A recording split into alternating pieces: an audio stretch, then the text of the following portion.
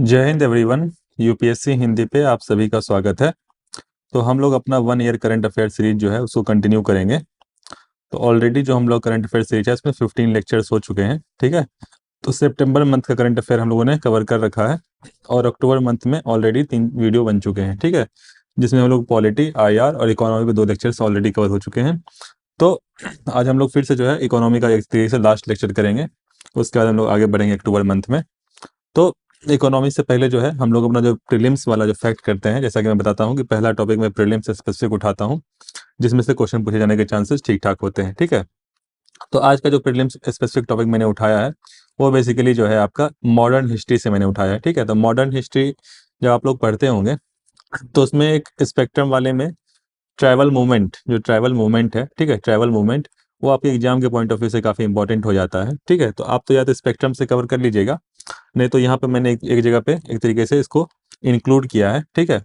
तो ये travel movement से जो क्वेश्चन पूछते हैं जनरली, वो सबसे पहले ये पूछ सकते हैं कि कोई भी जैसे ट्रैवल मूवमेंट है, समझ रहे हैं ना, जैसे कोई भी ट्रैवल मूवमेंट है तो जनरली वो कौन से एरिया में था। जैसे ये चुआर अपराइजिंग जैसे दिखाया गया है, ठीक है। तो यहाँ पे दिया हुआ ये मिदनापुर जो है, आई थिंक ये बंगाल का रीजन रहा होगा, ठीक है, बंगाल का रीजन रहा होगा, वहाँ पे ये हुआ था। तो इस तरह जो एक तरीके से कि कोई भी जो एक तरीके से ट्रैवल मूवमेंट हुआ था वो कौन से रीजन में हुआ था, तो आपको रीजन पता होना चाहिए, पहली बात। दूसरी बात, यूपीएससी और पीसीएस में जो क्वेश्चन पूछे जा सकते हैं, ठीक है, उसमें आपको एक तरीके से क्रोनोलॉजिकल ऑर्डर, जो सीक्वेंस ऑर्डर है कि भाई कौन सा जो रिवेलियन है या अपराइजिंग है वो कब हुआ था। बेसिकली होता क्या क्या था कि जितने भी ट्रैवल अपराइजिंग हुए थे वो ब्रिटिश के खिलाफ हुए थे, या यहाँ वहाँ के लोकल शासक जो कि ब्रिटिश से मिले हुए थे उनके खिलाफ हुए थे। और ये ट्राइब्स बेसिकली क्या होते थे कि जंगलों में रहते थे, या इस तरह इनका जो था एक तरीका से जंगलों में रहते थे, और इनके जो राइट्स थे, इनके जो अधिकार थे, वो एक तरीके से क्या थे, ब्रिटिश सरकार के द्वारा जो है कम कर दिए गए थे जंगलों के ऊपर, समझ रहे हैं ना। क्योंकि वो फॉरेस्ट प्रोड्यूस जो थे, जो जंगलों से जो उनको प्रोड्यूस मिलते थे, चाहे लकड़ियां हुई चाहे और भी चीजें मिलती थी, उस पे एक तरीके से क्या था, उन्होंने रोक लगा दिया था, ठीक है। तो ब्रिटिश गवर्नमेंट जो एक तरीके से जो है कंट्रोल करने की कोशिश कर रही थी। तो उसके विरोध में जो है एक तरीके से ये रिवेलियन जनरली होता था। और इसके अलावा कई ऐसे पीजेंट्स थे जो किसान थे, समझ रहे हैं ना, कई ऐसे किसान थे, उन्होंने भी ट्रेवल्स का साथ दिया, ठीक है। इसके अलावा ऐसे कुछ मिलिटेंट्स थे जो कि राजाओं के अंदर थे, लेकिन बाद में जो है वहां से अलग होकर जो है एक तरीके से जो है इन ट्रैवल मूवमेंट्स में पार्टिसिपेट किया था। तो आपको जो है इन ट्रैवल मूवमेंट्स में एक तरीके से यही पता याद रखना है कि इनका ऑर्डर क्या है, कौन से ईयर जो है ये मूवमेंट, सबसे रामोसी अगर अपराइजिंग हुई है तो ये कौन से ईयर हुई है। और एक तरीके से आपसे सीक्वेंस अगर पूछ दिया जाए एग्जाम में, मान लीजिए मैंने आपको 4 सीक्वेंस दे दिया फॉर एग्जाम्पल, कि चुआर अपराइजिंग, रामोसी, उसके बाद थोड़ा सा और आगे बढ़ते हैं, मान लीजिए संथाल रिवेलियन, ठीक है, और मुंडा रिवेलियन, इन चारों को जो है आप सीक्वेंस में डालिए, ठीक है। अगर एग्जाम में ऐसा पूछ दिया जाए यूपीएससी पीसीएस में, तो आपको पता होना चाहिए कि भाई इसका सीक्वेंस क्या है, पहले कौन सा हुआ था और बाद में कौन सा हुआ था, ठीक। तो इसलिए जो है इसके पॉइंट ऑफ व्यू से ये इंपॉर्टेंट हो जाता है। तो आपको जो है इन जो जो मेन ट्रैवल मूवमेंट्स थे मैं एक बार बता भी दे रहा हूँ, वो बेसिकली आपको याद होने चाहिए। जैसे यहाँ पे जो है चुआर अपराइजिंग, ये आपको पता होना चाहिए। इसके अलावा भील, पहाड़िया, ये वाले मुंडा से कंफ्यूज नहीं हो जाएगा, ये बिरसा मुंडा के अंतर्गत नहीं हुआ था, ठीक है। यहाँ मुंडा ट्राइब्स थी इसलिए इसका मुंडा नाम है, लेकिन बिरसा मुंडा वाला जो हुआ था 1890 के बाद हुआ था, ठीक। इसके अलावा ये रामोसी, ये आपको पता होना चाहिए। इसके अलावा रामोसी के बाद एक तरीके से ये कोल, ठीक है, कोल। उसके अलावा खोंड खोंड रिवेलियन, आपको ये पता चाहिए, इनका नाम काफी फेमस है बंगाल रीजन में, चक्रा बिसोई, ठीक है। तो चक्रा बिसोई जो थे एक तरीके से खोंड रिवेलियन से जुड़े हुए थे, उनका नेतृत्व किया था इन्होंने।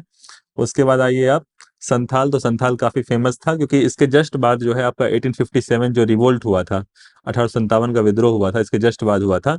तो इस तरीके से जो है संथाल रिवेलियन इंपॉर्टेंट हो जाता है, ठीक है। इसके अलावा इसके अलावा आप मुंडा, तो मुंडा बेसिकली आपको याद रखना है, ठीक है, कि मुंडा जो है एक तरीके से अगेंस्ट डिकूज, जो ब्रिटिशर्स थे, जो आउटसाइडर्स थे, जो बाहर से आते थे, उनको जो है ये मुंडा ट्राइब्स जो है वो डिकू कहते थे। तो एक तरीके से ये उनके खिलाफ एक तरीके से क्या रिवेलियन मतलब विद्रोह छेड़ दिया था, और बिरसा मुंडा ने नेतृत्व किया था, ठीक है। इसके अलावा आपको बस्तर रिवोल्ट पता होना चाहिए, ठीक है, ट्राइबल्स ऑफ जगदलपुर। और फिर आइए ताना भगत, ठीक है, तो ताना भगत जो है ट्राइबल्स ऑफ छोटा नागपुर, ठीक। और 1920 में चेंचू, तो चेंचू जो है, चेंचू एक तरीके से ट्राइब है। ये ट्राइब आपको पता होना चाहिए कि ट्राइब जो है ये आंध्र प्रदेश रीजन में, आंध्र प्रदेश रीजन में जो है ये ट्राइब है चेंचू, ठीक है। इसके अलावा फिर रंपा, रंपा भी जो है आंध्र प्रदेश रीजन में है, और इनका नाम आप सुने होंगे अल्लूरी सीताराम राजू, ठीक है। तो अल्लूरी सीताराम राजू जो है एक तरीके से वहाँ का जो फॉरेस्ट एक्ट था उसका विरोध किया था। तो यहाँ पे मैंने कुछ रिवोल्ट्स के जो है एक तरीके से ये बीच का रह गया, ये बेसिकली अहोम रिवोल्ट, ये भी इंपॉर्टेंट है, ठीक है। इसके अलावा इस खासी रिवोल्ट के बारे में काफी क्वेश्चन बनते हैं, जो कि तीरथ सिंह जो है नेतृत्व किया था, ठीक है। और ये जो गारो खासी जयंतिया जो मेघालय और आसाम वाला रीजन है, मेघालय आसाम जो गारो खासी जयंतिया हिल्स है, ठीक है, मेघालय आसाम वाला जो रीजन है वहाँ जो है एक तरीके से ये रिवोल्ट हुआ था, ठीक है। इसके अलावा आसाम में जो ही है सिंगापुर रिवेलियन हुआ था, विद्रोह हुआ था, ठीक है, against occupation of the region, मतलब ब्रिटिशर्स ने जो है उस एरिया को ऑक्युपाई कर लिया था, कंट्रोल किया था, तो उसके खिलाफ। कुकी, एक कूका अलग है, कूका बेसिकली पंजाब के साइड हुआ था, कुकी जो है वो मणिपुर में हुआ था, ठीक है। तो मणिपुर में कुकी, ठीक है। और नागा नाम से पता चल रहा है कि भाई नॉर्थ ईस्टर्न रीजन में नागालैंड के आसपास, मतलब ट्रेवल्स ऑफ मणिपुर, ठीक। तो इन सभी जो है ये भी रिवोल्ट, जो भी ये रिवोल्ट हुए हैं उनके नाम और इनका सीक्वेंस एटलीस्ट आपको पता होना चाहिए, बहुत डिटेल में जाने की आवश्यकता नहीं है, क्योंकि सीक्वेंस पूछा जा सकता है और लगभग कौन से साल हुआ ऐसा फैक्ट्स यूपी पीसीएस में आ सकता है डायरेक्टली, ठीक।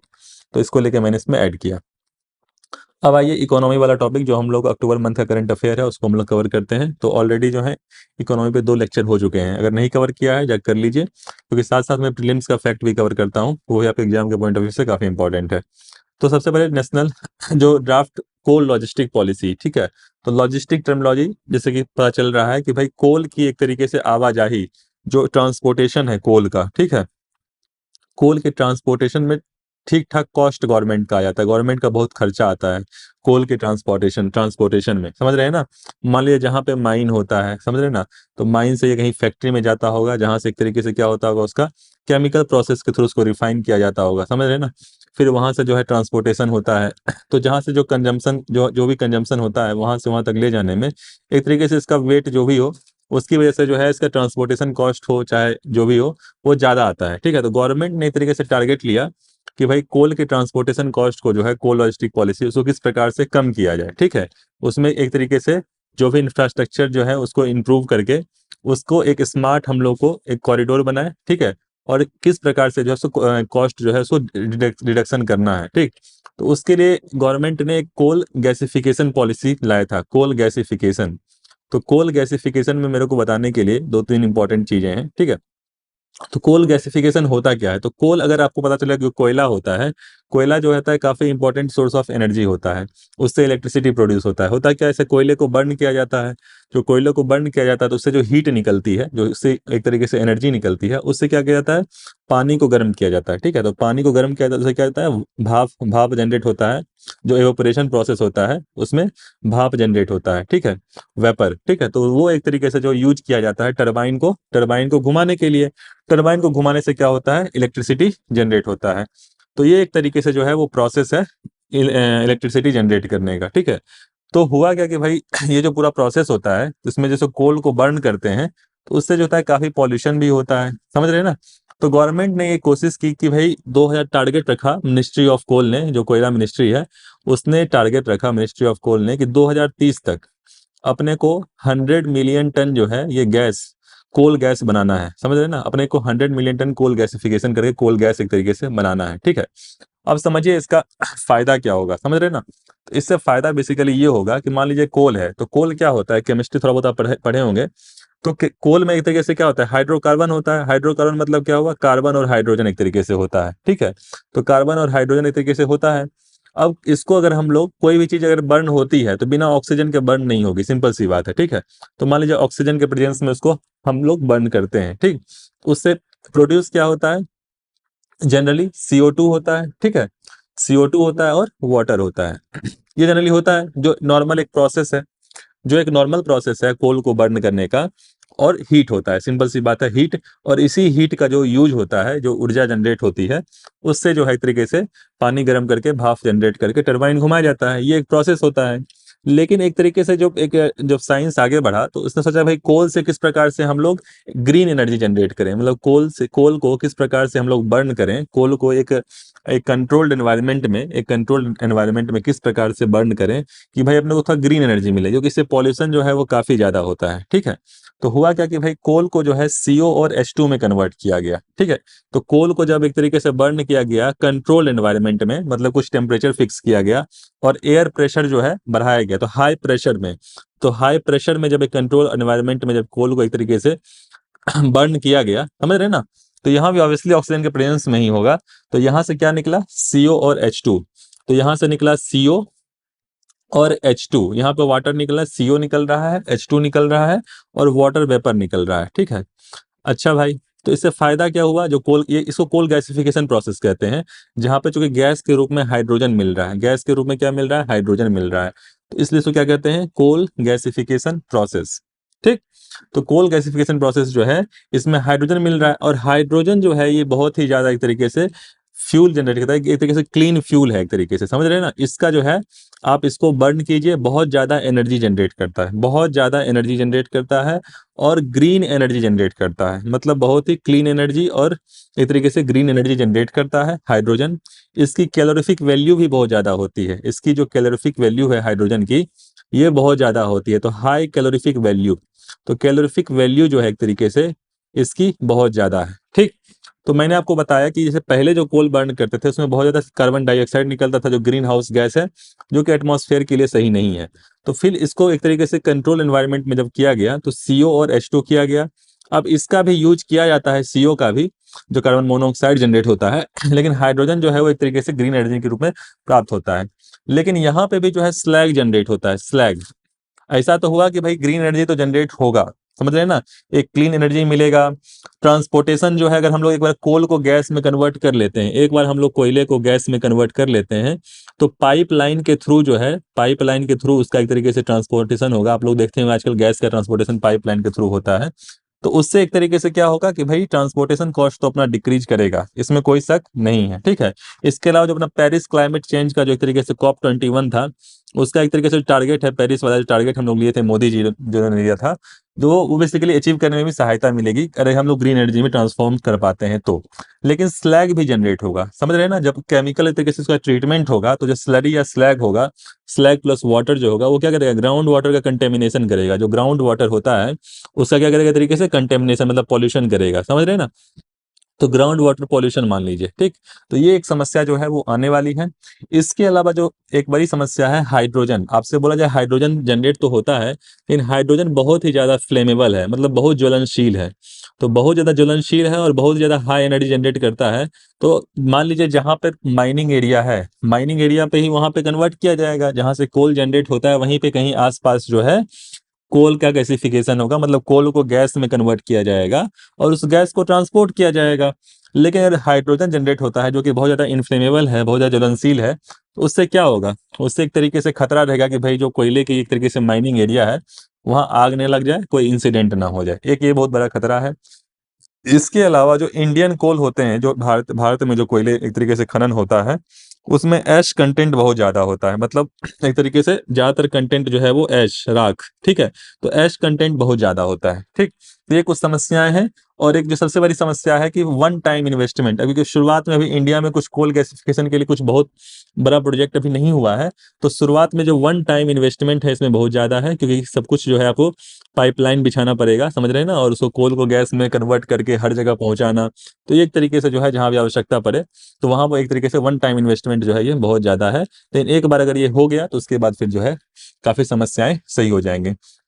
इसके अलावा कुछ फैक्ट्स मुझे बताने के लिए हैं, जो फैक्ट्स काफी आपके प्रीलिम्स के पॉइंट ऑफ व्यू से इंपॉर्टेंट हो जाते हैं। ठीक है, ये फैक्ट्स जो है पूछे जाते हैं जनरली। ठीक, तो इंडिया जो है फोर्थ लार्जेस्ट कोल रिजर्व है, तो इंडिया में दुनिया में जो है फोर्थ लार्जेस्ट मतलब चौथे स्थान पे है रिजर्व की बात करें, अगर हम लोग रिजर्व की बात करें जो धरती के नीचे दबा हुआ है। ठीक, तो रिजर्व की बात करें तो फोर्थ लार्जेस्ट है, सेकंड लार्जेस्ट प्रोड्यूसर है, ठीक है। तो सेकंड लार्जेस्ट प्रोड्यूसर है, मतलब दूसरी ऐसे स्थान पे है कि सबसे ज्यादा प्रोड्यूस किया जाता है। पहले पे कौन है? चाइना है, पहले पे चाइना है, ठीक है। तो सेकंड लार्जेस्ट प्रोड्यूसर है और सेकंड लार्जेस्ट कंज्यूमर भी है, और सेकंड लार्जेस्ट कंज्यूमर भी है। तो ये बात आपको पता होना चाहिए कि सेकंड लार्जेस्ट प्रोड्यूसर है और सेकंड लार्जेस्ट कंज्यूमर है, ठीक। ये सभी जो है पीसीएस में पूछे जाते हैं भाई, कि कौन सा रैंकिंग है इंडिया का कोल प्रोड्यूस करने में, तो आपको पता होना चाहिए। इसके अलावा अगर हम लोग स्टेट की बात करें, इंडिया में किस स्टेट में सबसे ज़्यादा जो है कोल प्रोड्यूस होता है, तो झारखंड है, ठीक है। तो झारखंड में जो है सबसे ज़्यादा जो है वो कोल प्रोड्यूस होता है, ये बात आपको पता होनी चाहिए, ठीक। तो और इसके अलावा जो एक और फैक्ट जो है जो कि काफ़ी इंपॉर्टेंट हो जाता है, ग्रेडिंग जो अगर हम लोग करें, कोल का क्लासिफिकेशन करें, कोयला कई प्रकार का होता है। कुछ कोल जो होते हैं वो अच्छे क्वालिटी के होते हैं, जिसको अगर हम लोग बर्न करें तो बहुत ज़्यादा एनर्जी देते हैं, समझ रहे हैं ना।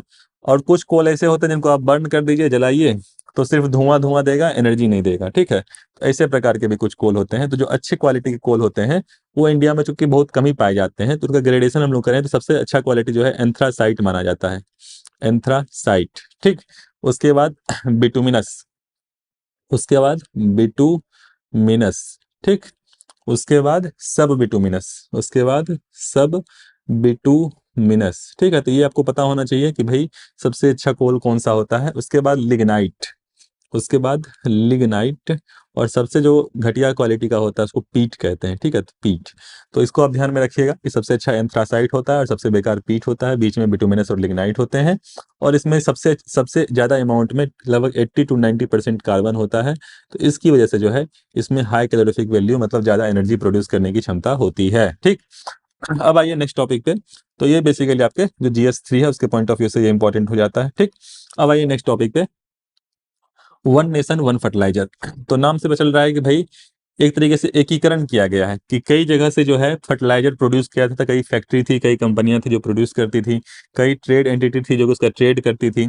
तो गवर्नमेंट ने क्या किया कि भाई गवर्नमेंट ने बोला कि भाई हम एक छत के नीचे जो है बेसिकली उसका एक तरीके से हम क्या करेंगे, भारत एक ब्रांड बनाएंगे, हम भारत इसी नाम से जो है फर्टिलाइजर आएगा, ठीक है।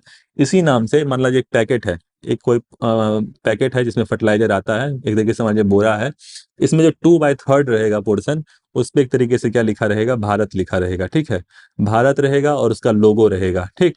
तो एक तरीके से जो है जो कई ट्रेड एंटिटी थी, ठीक है, उसको जो है ट्रांसफॉर्म करके जो है एक ट्रेडिंग नेम में जो है एक ट्रेडिंग का नेम रहेगा भारत। और 1/3 में मान लीजिए किसी फैक्ट्री या किसी कंपनी के द्वारा बनाया जा रहा है, तो उसका नाम जो है वो हो सकता है, ठीक।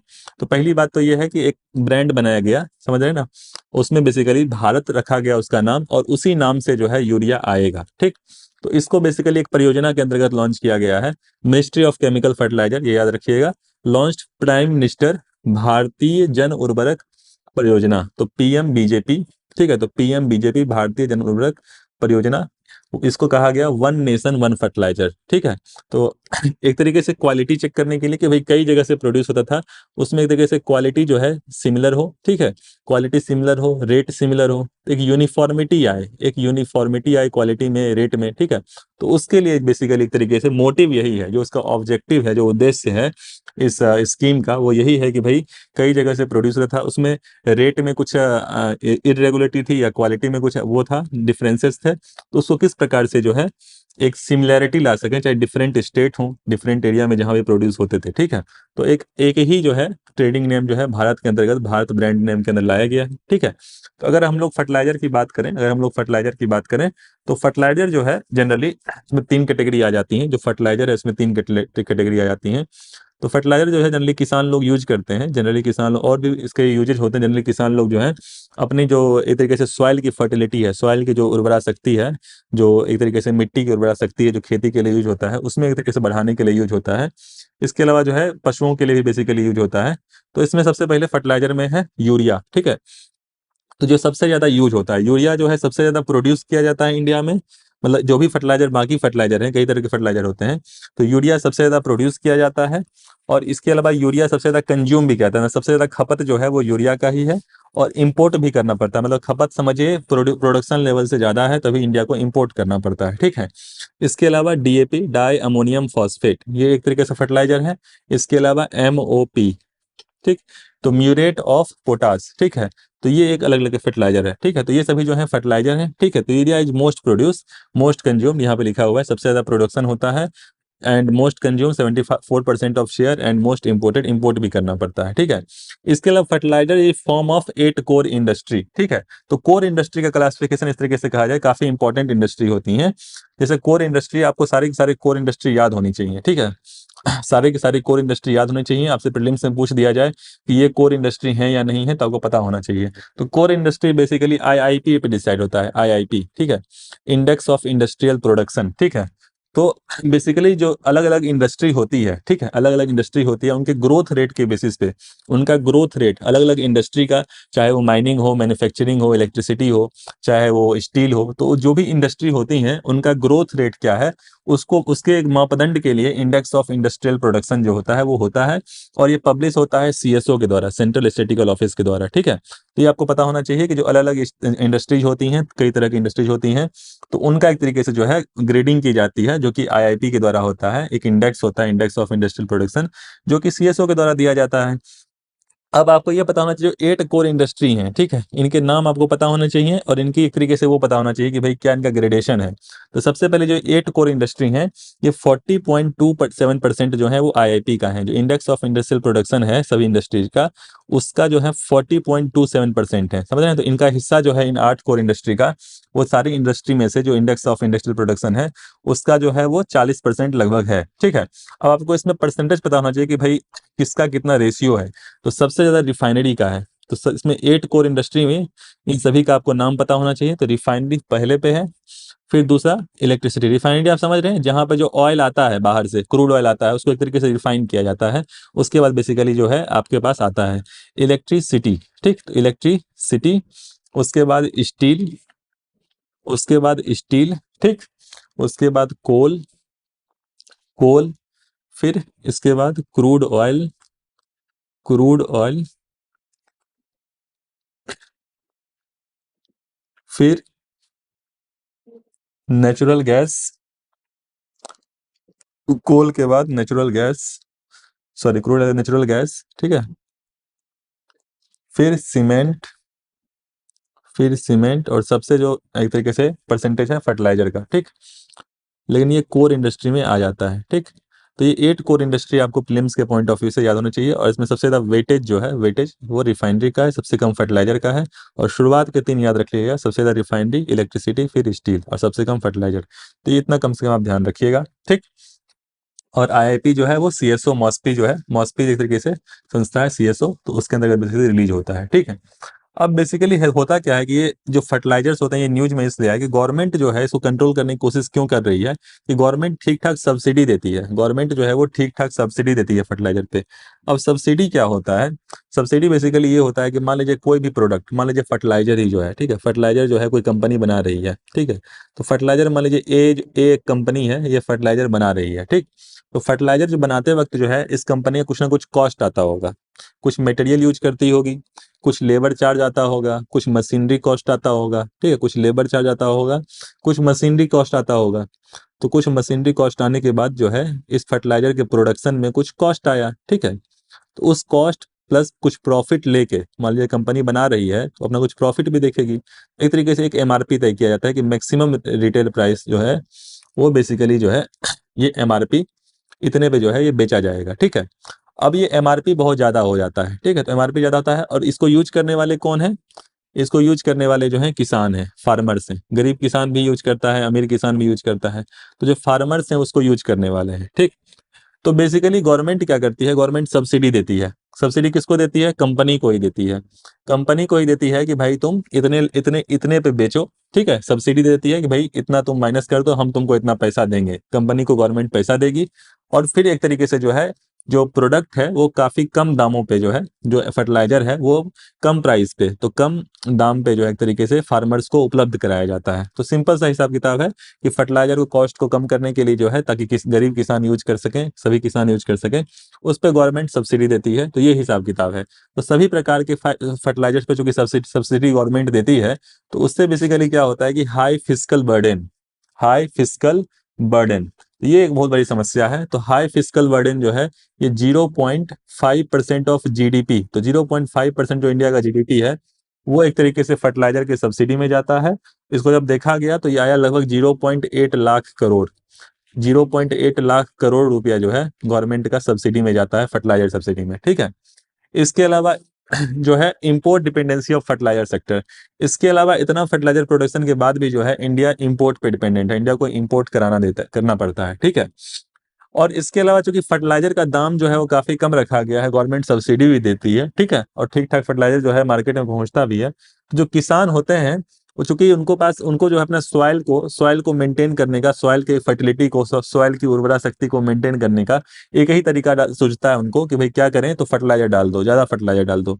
लेकिन समस्या ये है कि भाई ज्यादा फर्टिलाइजर डालने से जरूरी नहीं है कि जो सॉइल है उसकी उर्वरा शक्ति बढ़ेगी, उसकी फर्टिलिटी, जो फर्टिलाइजेशन कैपेसिटी है उसकी एक तरीके से वो जो है वो बढ़ेगी, ऐसा कुछ नहीं होने वाला है। उसका एक रेशियो निर्धारित होता है, उससे ज्यादा अगर हम डालेंगे तो वो एक तरीके से क्या होगा, वो सॉइल के लिए सही नहीं होगा, ठीक है।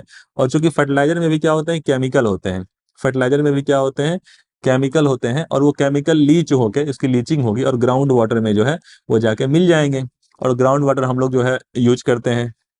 तो एक तरीके से जो है ये एक बहुत बड़ी समस्या हो रही है कि फर्टिलाइजर जो है जरूरत से ज्यादा यूज किया जा रहा है, जितना उनका रेशियो यूज किया जाना चाहिए उससे ज्यादा यूज किया जा रहा है। तो इसके लिए गवर्नमेंट जो है प्रयास कर रही है, नीम कोटेड यूरिया फला जो ये इस तरह की जो है इनिशिएटिव है कि भाई उसको किस प्रकार से जो है ऑर्गेनिक बनाया जाए, तो ऑर्गेनिक फर्टिलाइजर किस प्रकार से बनाया जाए, ये गवर्नमेंट कोशिश कर रही है, ठीक है। तो ये सभी जो है पॉइंट्स हैं इसमें, ठीक है। तो आई थिंक आपको समझ में आया होगा कि भाई ये फर्टिलाइजर वाला क्या है। और इसको एक तरीके से वन फर्टिलाइजर और जो one nation fertiliser one one initiative जो है वो इसीलिए है कि भाई किस प्रकार से जो है इसको, इसके मार्केटिंग को कंट्रोल किया जाए, समझ रहे ना, और यूनिफॉर्मिटी लाया जाए कि भाई पूरे देश में जो है, चूंकि ये यूज होता है, ये जो है साउथ से लेकर नॉर्थ तक, ईस्ट से लेकर वेस्ट तक सभी लोग जो है, सभी जगह किसान यूज करते हैं। इसमें एक सिंगल ब्रांड हो ताकि जो किसान भी अगर मार्केट में जाके खरीदारी करता है तो उसको उसकी क्वालिटी का जो है वो रहे कि भाई हाँ भारत ब्रांड का है तो अच्छा ही होगा, ठीक है, सिंपल सी ये बात है, ठीक। इसके अलावा आपको ये पता होना चाहिए कि इंडिया जो है वर्ल्ड का लार्जेस्ट इंपोर्टर है फर्टिलाइजर का। इतने फर्टिलाइजर प्रोडक्शन के बाद वर्ल्ड का, ये कुछ फैक्ट्स हैं जो आपको पता होने चाहिए, world's largest importer of fertiliser. तो इंडिया जो है सबसे ज्यादा इंपोर्ट करता है फर्टिलाइजर का, पहली बात। दूसरी बात, सेकेंड लार्जेस्ट फर्टिलाइजर कंज्यूमर, तो सेकेंड लेवल पे है कंज्यूम करने में, ठीक है। तो level second largest consumer of fertiliser, ठीक है। तो दूसरे लेवल पे इस खपत करती है इंडिया, ठीक है, क्योंकि किसान बहुत ज्यादा संख्या में है। इसके बाद थर्ड लार्जेस्ट प्रोड्यूसर, ठीक है, तो प्रोड्यूस भी कर रहा है अच्छी खासा, लेकिन उससे ज्यादा इसका कंज्यूम हो जा रहा है, खपत हो जा रहा है। तो थर्ड लार्जेस्ट प्रोड्यूसर। तो ये सभी फैक्ट ध्यान रखिएगा, कभी भी आपसे एग्जाम में पूछे जा सकते हैं, ठीक। अब आइए नेक्स्ट टॉपिक पे, मिनिमम सपोर्ट प्राइस। तो मिनिमम सपोर्ट प्राइस इस टॉपिक में क्या है हम लोग देखते हैं तेजी से, ठीक है। तो सीसीईए जो है ये अप्रूव करता है, जैसे यहाँ पे देखिए, अब यहीं से क्वेश्चन बन सकता है कि मिनिमम सपोर्ट प्राइस सबसे पहले होता है कि हम बताते हैं कि भाई किस प्राइस पे जो है गवर्नमेंट प्रोक्योर करती है सामान किसानों से, ठीक है। तो मतलब अगर गवर्नमेंट जो है, मान लीजिए कि चावल की खेती, मतलब वीट, गेहूं और राइस, चावल, ठीक है। तो ऐसा है कि भाई किसान को गारंटी देती है गवर्नमेंट कि भाई इतना कम से कम हम प्राइस जो है तुमको तुम्हारी फसल का हम देंगे, सिंपल सी बात है। एग्जाम्पल तौर पर मान लीजिए हम तुमसे 1000 किलो अगर हम तुमसे चावल ले रहे हैं, राइस ले रहे हैं, पैडी ले रहे हैं, और वीट जो है हम तुमसे ले रहे हैं 500 किलो, तो उसको बेसिकली जो है हम तुमको कम से कम इतने रुपये पे तुमको हम देंगे, ठीक है। तो ये मिनिमम सपोर्ट प्राइस है। तो किसान को एक सिक्योरिटी मिल जाती है कि चाहे भाई कोई भी सिचुएशन हो, मेरे को कम से कम इतना प्राइस जो है वो मिलने वाला है, गवर्नमेंट ने मुझे वादा किया है, ठीक है। कि गवर्नमेंट की बातों का एक तरीके से क्या होता है, वो भरोसा कर लेते हैं, ठीक है। तो मिनिमम सपोर्ट प्राइस जो है वही है कि कम से कम रेट, मिनिमम गारंटीड रेट, कि कम से कम जो गारंटीड रेट है जिसपे गवर्नमेंट जो है वो एक तरीके से ग्रेन्स, जो भी ग्रेन्स हैं वो एक तरीके से जो है खरीदेगी, किससे, किसान से खरीदेगी, ठीक है। तो ये मिनिमम सपोर्ट प्राइस है, ये आपको पता होना चाहिए, पहली बात, ठीक है। अब बात क्या है कि इसमें न्यूज में ये आया कि भाई इसका जो है एक तरीके से CCEA, cabinet committee on economic affair जो है उसने इंक्रीज किया एमएसपी कुछ रबी क्रॉप का, ठीक है। तो एमएसपी जो है वो सबके लिए नहीं दिया जाता है, आपको पता होना चाहिए एमएसपी किसके लिए दिया जाता है। तो 7 सीरियल क्रॉप है, ठीक है, आप इसको याद कर लीजिएगा। और ये जो है एक तरीके से आपसे पूछे जा सकते हैं। तो 7 सीरियल क्रॉप में बेसिकली आपका जो है पैडी आ जाएगा, वीट आ जाएगा, समझ रहे हैं, जो हम लोग एक तरीके से ग्रेन्स जो हो जाते हैं। इसके अलावा 5 पल्सेज मतलब जो दाल है, 5 तरह की दाल जो हम लोग खाते हैं 7 ऑयल सीड, मतलब ऑयल भी कई प्रकार के होते हैं, ठीक है, तो 7 प्रकार के जो है ऑयल सीड हैं, और 4 कॉमर्शियल क्रॉप, 4 कॉमर्शियल क्रॉप, ठीक है, तो 4 कॉमर्शियल क्रॉप। तो कुल मिला के आप ऐड कर लीजिएगा, 7 5 12 7 19 4 23, तो कुल मिला के फिलहाल जो है ऐसे 23 क्रॉप्स के लिए जो है ये एमएसपी दिया जाता है, ठीक है। इनके सभी के नाम भी आपको याद होने चाहिए। जैसे सीरियल क्रॉप में जो कि मैं लिख नहीं सकता हूँ, जिसमें इसे पैडी हो गया, जो राइस एक तरीके से हो गया, ठीक है, पैडी हो गया, वीट हो गया, ठीक है, पैडी हो गया, वीट हो गया। इसके अलावा मेज जो मक्का होता है, ठीक है, मेज हो गया।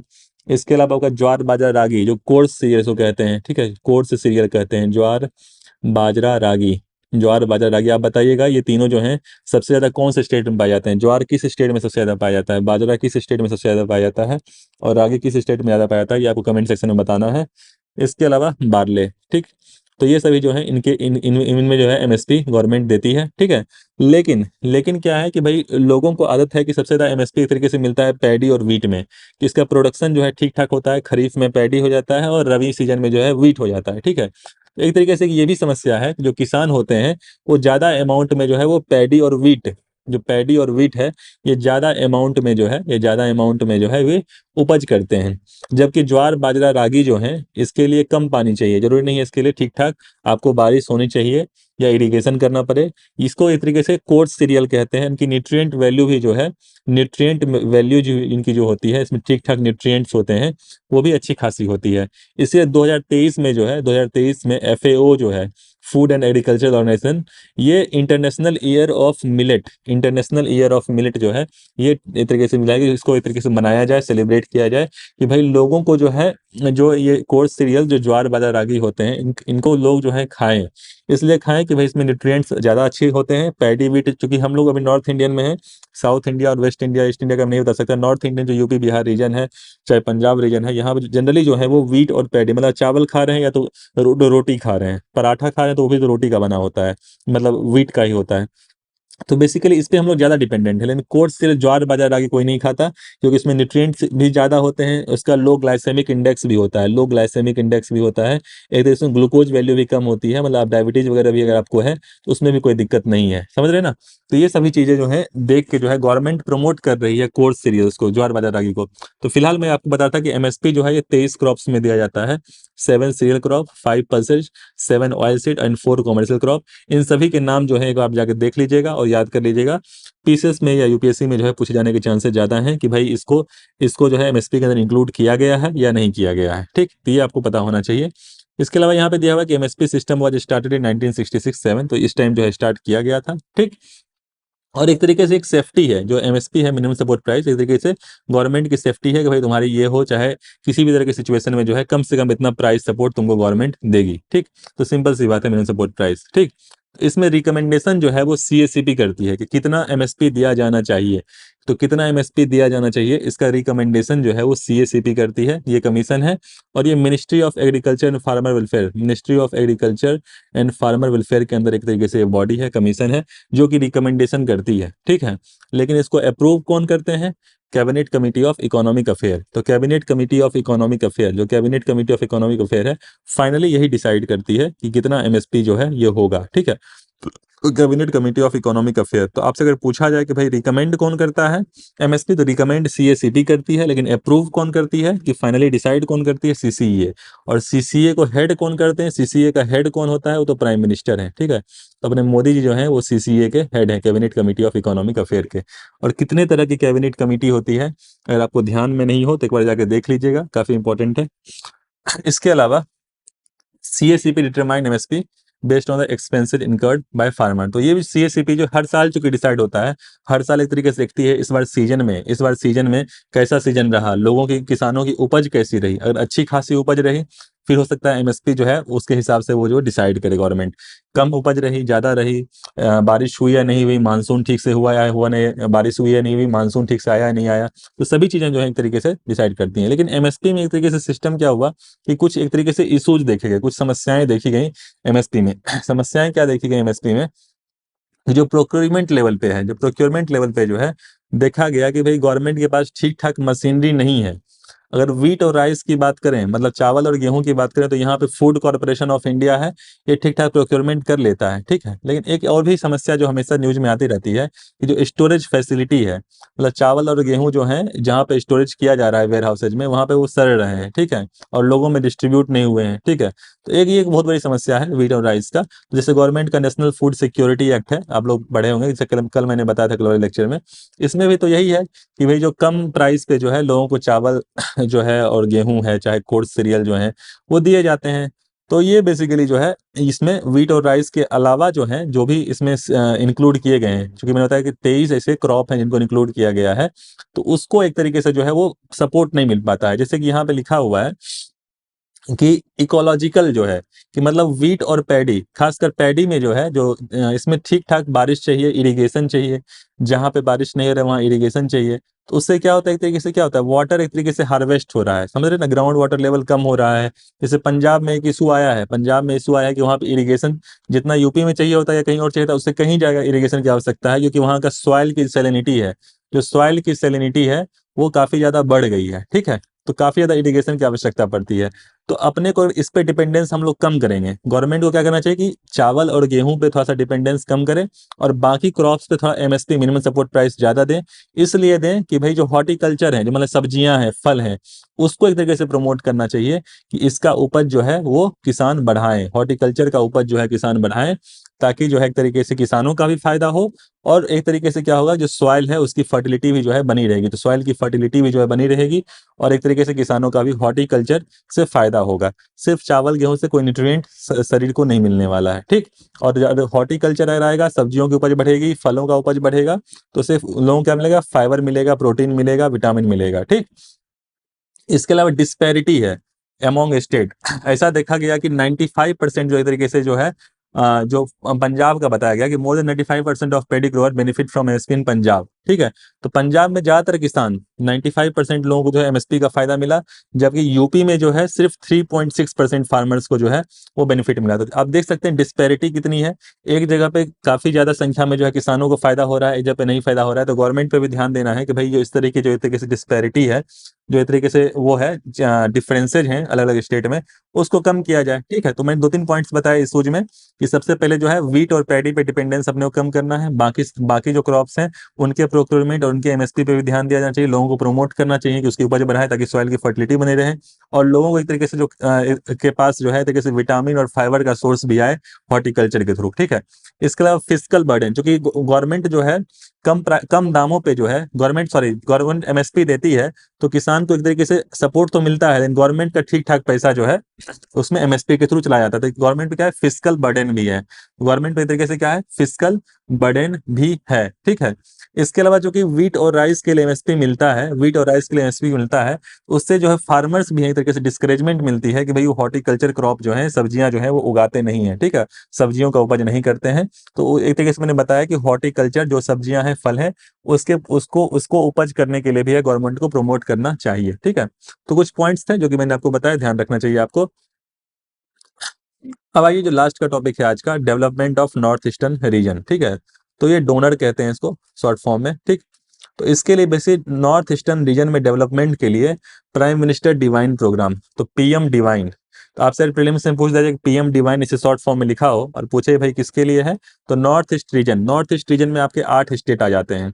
जो आपका नॉर्थ ईस्टर्न रीजन है इसमें आपके कितने स्टेट, 8 स्टेट आ जाते हैं, ठीक है।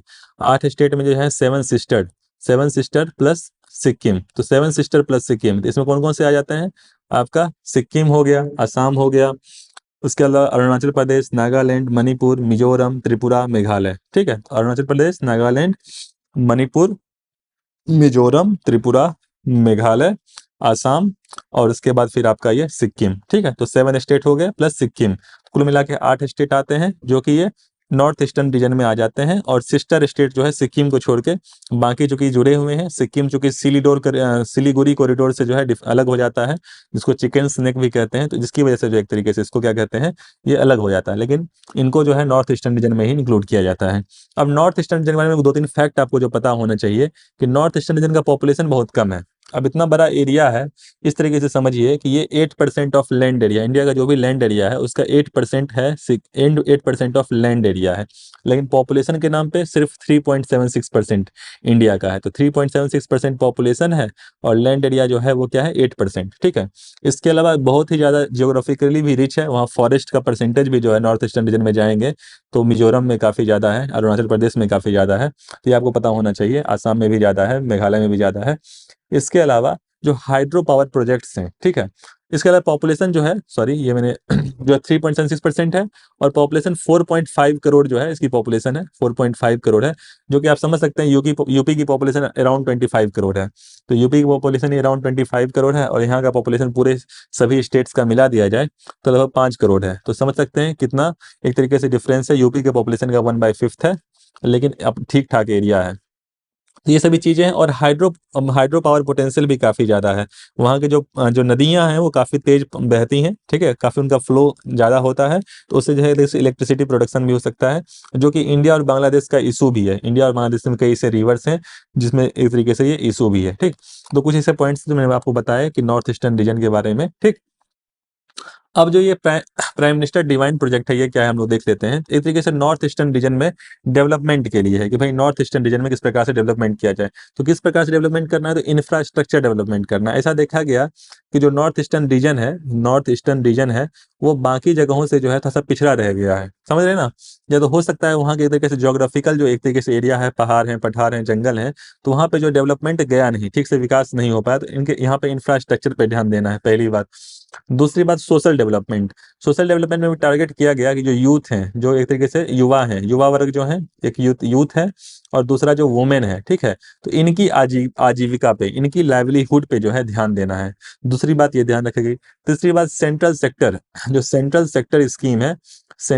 स्कीम है ये आपको ध्यान रखना है कि सेंट्रल गवर्नमेंट जो है 100% इन्वेस्टमेंट है इसका, इसमें स्टेट गवर्नमेंट का लेना देना नहीं है। ठीक है, इसके अलावा जो भी इस तरह के इंफ्रास्ट्रक्चर प्रोजेक्ट्स यहाँ पे होंगे वो मिनिस्ट्री ऑफ डोनर, तो मिनिस्ट्री ऑफ डोनर जो है, डोनर क्या है, डोनर का फुल फॉर्म है development of north eastern region. ठीक है, तो ये मिनिस्ट्री देखेगी। ठीक है, तो ये सभी चीजें हैं। और इसके अलावा नॉर्थ ईस्टर्न रीजन इंपॉर्टेंट क्यों हो जाता है कि geo strategic location, north eastern region जो भी है इसका आप देखेंगे कि नेपाल के साथ भी बॉर्डर लगता है, चाइना के साथ भी बॉर्डर लगता है, म्यांमार के साथ भी बॉर्डर लगता है, और बांग्लादेश के साथ भी बॉर्डर लगता है, तो उसकी वजह से जो है ये इंपॉर्टेंट हो जाता है।